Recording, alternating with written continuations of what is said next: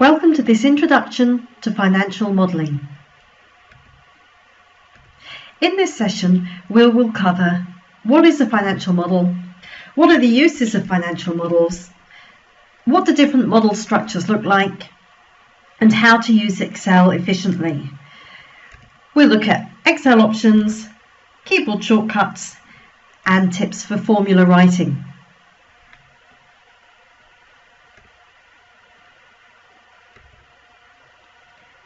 So what is a financial model? A financial model is a tool that we use to forecast a company's key financial statements into the future. And it's typically for a period of 5 to 10 years. We build it in an Excel file which will contain separate areas for the financial statements themselves, the forecast assumptions, the workings, and the analysis. The assumptions are typically growth rates and margins, and the analysis section will look at forecast trends in key financial ratios, and that also provides a reasonableness check on the assumptions that we've used. Once the forecast model is complete, we can add in extra analysis sections such as discounted cash flow analysis.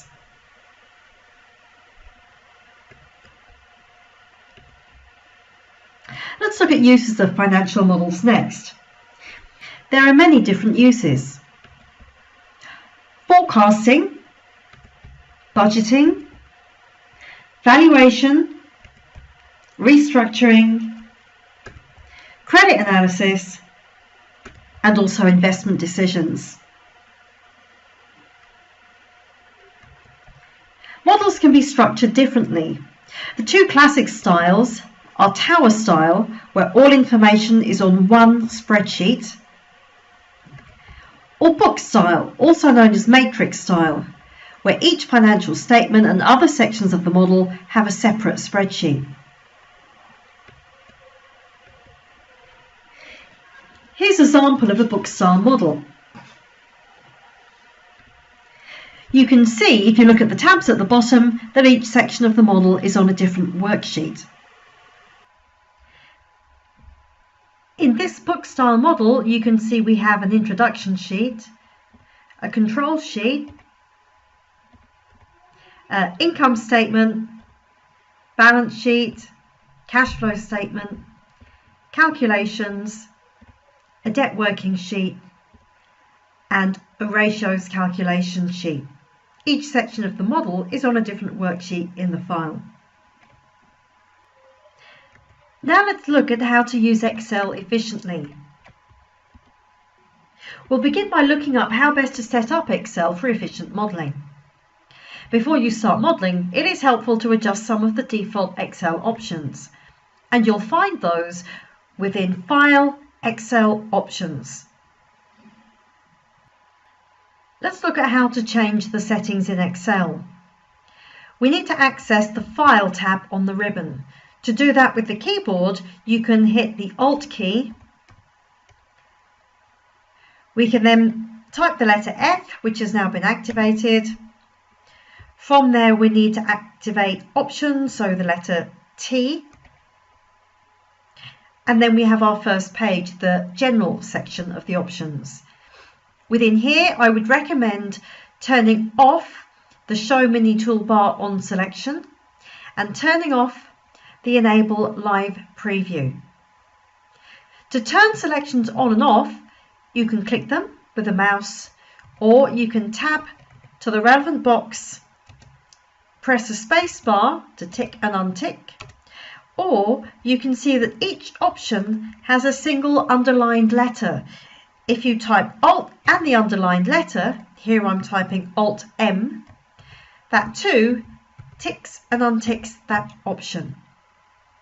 We turn off Show Mini Toolbar and Enable Live Preview because they're memory intensive, so you can just work a bit quicker in Excel if they're turned off. That's everything in the General tab. I can Alt tab to go back to General, and then using the arrow keys down to Formula next. In here, Enable Iterative Calculations should always be turned off at the beginning of the modelling process. Alt-I will tick and untick that one. The reasons behind why that needs to be turned off will be explained later. I would also recommend within formulas that you turn off the Enable Background Error Checking. Excel does have tools for checking errors as you're working, but they don't always match with what we need for building a model. It's better to turn off Excel's error checking and perform our own checks, as we'll see later.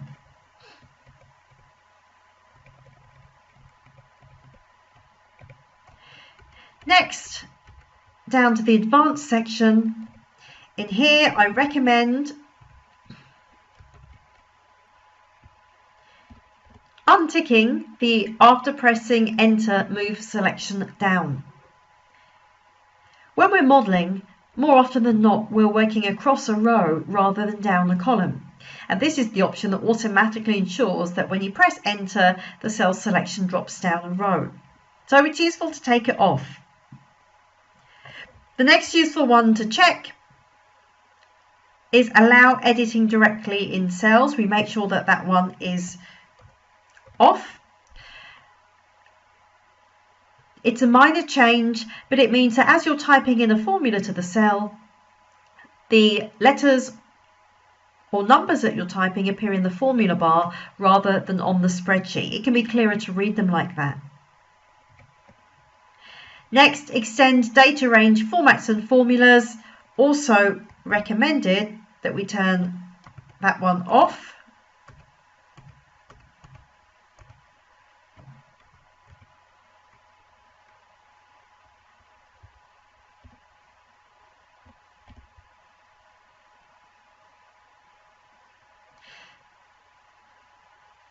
As we don't necessarily want formats to automatically be applied to adjacent cells.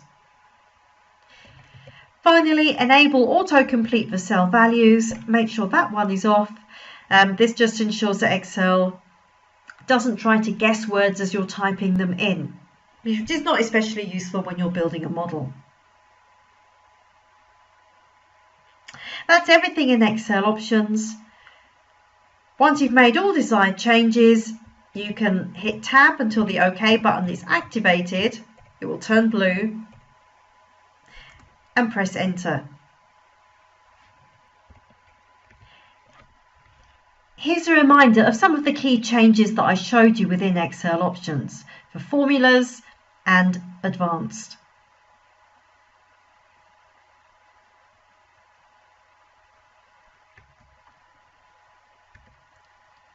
I also showed you how to access the Excel ribbon using keyboard shortcuts rather than using the mouse.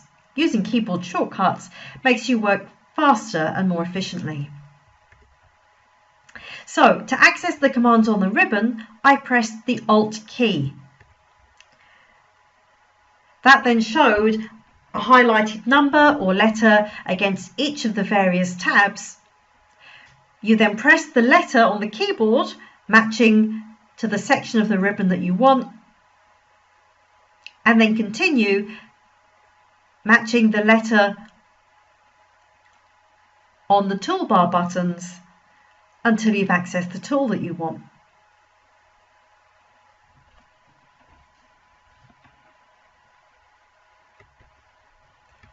You may have noticed at the top of my Excel screen I had a quick access toolbar. This is a small customizable toolbar where you can put all of your favorite commands. To make changes to it, there are two ways of doing it. You can go via Excel options, quick access toolbar, or directly on the ribbon, you could right click any button and then select the Add to Quick Access toolbar. Useful buttons to place on the toolbar are increase or decrease decimal, and then fill color and font color. Let's look at adding or removing buttons to the Quick Access toolbar. You can see my Quick Access toolbar up in the top left-hand corner here. Well, there are two ways to access it. So one is via File Options, Alt F T, and I can arrow down to the quick access toolbar, and from here you can see I can choose which commands I want and then pop them over onto the quick access toolbar. For example, I could pick the borders button and then add or remove. Tap to activate OK and enter. The other way of adding or removing buttons, which you might find easier, is simply to right click over the button on the ribbon, and then you can see the Add to the Quick Access Toolbar option.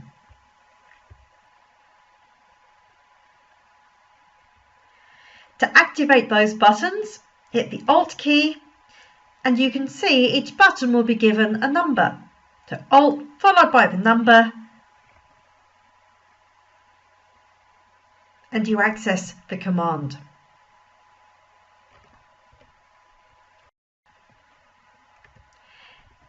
There are several keyboard shortcuts which avoid using the Excel ribbon. These shortcuts typically use the Control key plus a letter or a number. The function keys also have some useful shortcuts attached to them. Let's start by looking at the useful control shortcuts. Pause the session and try out these shortcuts in a blank version of Excel. See if you can match up the action to the control shortcut.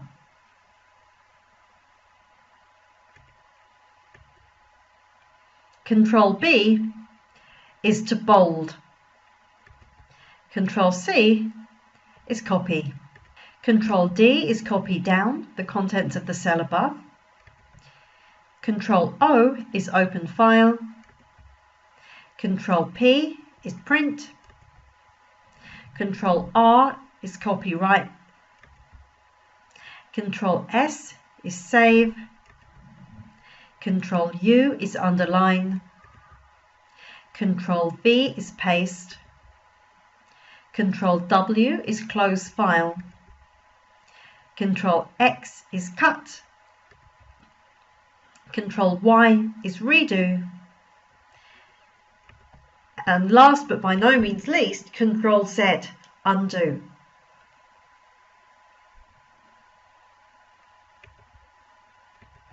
We've also picked out some of the useful function shortcuts. Again, pause the session and see if you can match the action against the function shortcut. Try them out on a blank Excel. F1 is help. Control F1 is hide or show ribbon. F2 is to edit cell contents. F4, after you've used F2 within a cell, allows you to fix the reference to that cell by putting $signs in front of the row and column reference. As you repeatedly press F4, Excel will cycle through the alternative combinations of whether row, column, or both, or none are fixed. F9 is to force a manual calculation, and F12 is save as. Cell selection can be much faster using the keyboard rather than the mouse. To select a single cell, use arrow keys. The arrow keys change your selection one row or one column at a time. To select multiple cells, hold down the Shift key whilst you use the arrow keys. And to select a block of populated cells, hold down the Control key and the Shift key simultaneously, followed by the arrow keys right and down.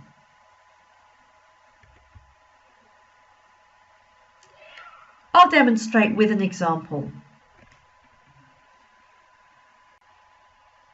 So, to move your selection one column at a time, right arrow, left arrow, one row at a time, down arrow, up arrow. To select multiple cells, hold down Shift and then right arrow, down arrow, up or left. To select a block of populated cells, hold down both Control and Shift together and then right arrow once, down arrow once. Other useful shortcuts are Control A to select an entire block, that's once, and that's again. Control Space to select a whole column, or Shift Space to select a whole row. And then navigating around the worksheet or the workbook, the Home key takes you to the first column in a row. Control Home is very useful because that always takes you to cell A1. Control End takes you to the last populated cell on the worksheet. Note, even if the cell is now empty. Page down and page up move the screen up or down one entire page. Control page down or control page up together move you one worksheet at a time.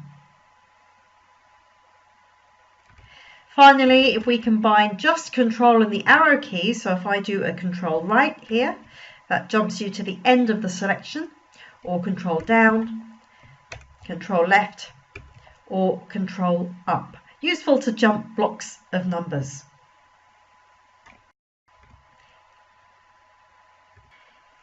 Here are the useful selection shortcuts which I demonstrated to you. And here's a summary of the navigation shortcuts. Finally, some other useful things to show you. Firstly, faster formula writing. All formulas in Excel start with an equal sign. You can then use arrow keys to select which cells you want to include in the formula and type in the operators as needed. The operators are plus, minus, divide by, multiply by, and to the power of. Press Enter when you've finished. Cross-sheet formulas in Excel can be a little bit trickier. This is where the formula involves cells on different worksheets. Start writing the formula as usual, and then to reference a cell on another worksheet, use Control Page Up or Control Page Down to move to the sheet and select the cell using the keyboard. Type the next operator followed by the next cell reference or Enter to finish. The sheet name plus an exclamation mark will be shown within the formula next to any cell references on another worksheet. And here's an example. Lastly, the AutoSum shortcut is an extremely useful shortcut for modelers because sum is the most frequently used formula. The quickest way to write the formula is to type Alt equals. To use that shortcut, place your cell selection at the bottom of the column of numbers or to the right of a row of numbers which you want to sum, hold down Alt and press equals. Excel will show the range of numbers to sum with an animated border, also known as marching ants, and will show you the proposed formula in the formula bar. If you're happy with the suggested range, you can press Enter or use the arrow keys, potentially combined with Shift if needed, to change the selection before pressing Enter. Thank you for listening. I hope you found this session useful. Please don't hesitate to contact us if you have any questions.